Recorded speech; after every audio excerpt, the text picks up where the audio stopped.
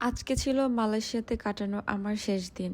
আর আজকে আমি চলে গিয়েছিলাম গেন্টিং হাইল্যান্ডে। আর গেন্টিং হাইল্যান্ড থেকে ফিরে এসে চলে গিয়েছিলাম বুকিত বিনতাং এর প্যাভিলিয়ন শপিং মলে। আসসালামু আলাইকুম, সবাই কেমন আছেন? আশা করি ভালো আছেন। আলহামদুলিল্লাহ, আমি অনেক ভালো আছি। ঘুম থেকে ওঠার পরে দেখলাম বৃষ্টি হচ্ছে। আজকে ঘুরতে যাব গেন্টিং হাইল্যান্ডে। ওখানে যে যদি এই বৃষ্টি হয় কি যে হবে আল্লাহ জানে। যাই হোক, প্রতিদিন ঘুম থেকে উঠে আমি একটা বান বা নুডলস খেয়ে নিই।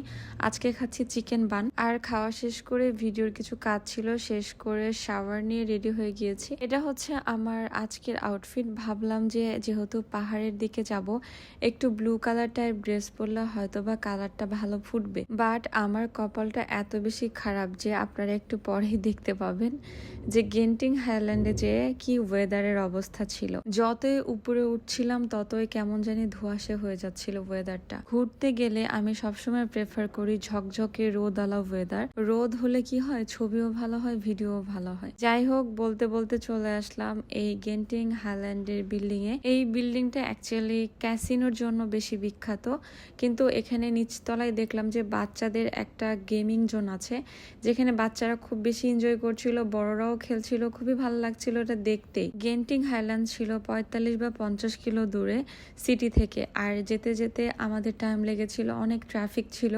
রাস্তায়, তার জন্য টাইম লেগেছিল 1.5 ঘন্টার মতো। আর এই জন্যই আমার অনেক বেশি ক্ষুধা পেয়ে গিয়েছিল। আর আমি এখানে খুঁজছিলাম যে ডাম্পলিং কোথায় পাওয়া যায়। যাই হোক, খুঁজতে খুঁজতে পেয়েছি একটা স্যুপ ডাম্পলিং, যেটা ছিল পর্নের। আর সাথে সাইড ডিশ হিসাবে একটা ড্রাই নুডলস দিয়েছিলাম। যদিও নুডলসটার টেস্ট এত বেশি মজা ছিল না, কারণ এখানে যে চিকেন দিয়েছে সেখানে অনেক বেশি সুইট ব্যবহার করা হয়েছিল। যাই হোক, সব মিলিয়ে আলহামদুলিল্লাহ। তারপরে বাইরে এসে দেখি এত বেশি বৃষ্টি। এই বৃষ্টির জন্য আমরা আগে খেতে গিয়েছিলাম, ভেবেছিলাম যে আসার পরে হয়তো বা বৃষ্টি থেমে যাবে, কিন্তু বৃষ্টি থামার কোনো নাম নেই। আর এই জন্য এই বৃষ্টির মধ্যে একটু ভিডিও করে নিলাম। চলে যাচ্ছি গাড়ির কাছে। গাড়ির কাছে যাওয়ার আগে দেখলাম এখানে ফ্রেশ জুস পাওয়া যাচ্ছে, আর এই জন্য আমি একটা জুস কিনে নিলাম। সেই জুস খেতে খেতেই চলে যাচ্ছি আবার রুমের পথে, কিন্তু ঝুম বৃষ্টি কিছুতেই ছাড়ে না। এইদিকে বৃষ্টি আর এইদিকে আমরা মেঘের মধ্যে দিয়ে যাচ্ছি। যাই হোক, চলে এসেছি সিটিতে। এসেই আমি বুকিত বিনতাং চলে গিয়েছি, কারণ আমার কালকে ফ্লাইট। আজকে একটু টুকিটাকি কেনাকাটা করে নিব। আর এসে এখানে দেখলাম ম্যাকডোনাল্ডস এর সামনে ডলরূপী একটা মানুষ দাঁড়িয়ে আছে। এখানে সব বাচ্চারা তার সাথে এসে ছবি তুলছিল, সাথে বড়রাও তুলছিল। আমিও কিছু ছবি ভিডিও করে নিয়েছি।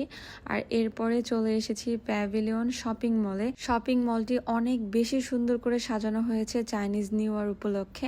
আর এখানে তো দেখতেই পারছেন চাইনিজদের জন্য বিশেষভাবে এই জায়গাটা সাজানো হয়েছে। অনেক বেশি হেঁটেছিলাম, তার জন্য পা লেগে গিয়েছে। এখানে বসার পর একটা চাইনিজ বড় আবুর সাথে দেখা হয়েছিল, তার সাথে আমি চায়না নিয়ে অনেক কথা বলছিলাম, কারণ আমি যেহেতু চায়নাতে পড়েছি, কিছু কিছু চাইনিজ ল্যাঙ্গুয়েজ জানি, সেগুলো নিয়েও কথা বলছিলাম। আর ওনার ফ্যামিলি এখানে থাকে, সেসব নিয়ে কথা বলছিলাম। এখন আমি চলে যাব প্যাভিলিয়নের বাইরে। বাইরে বের হওয়ার পরে দেখলাম আমাদের নওগাঁর কিছু ভাইয়ারা বিদেশ যাওয়ার পরেও যখন ভালোবাসার মানুষগুলো বলে আপনার ভিডিও দেখি, আপনাকে আমরা চিনি, কত যে ভালো লাগার ব্যাপার, এটা আসলে যারা ভিডিও করে তারাই বুঝবেন। হাঁটতে হাঁটতে মেন রোডে গেলাম উবার বা গ্র্যাব কল করবো এই জন্য।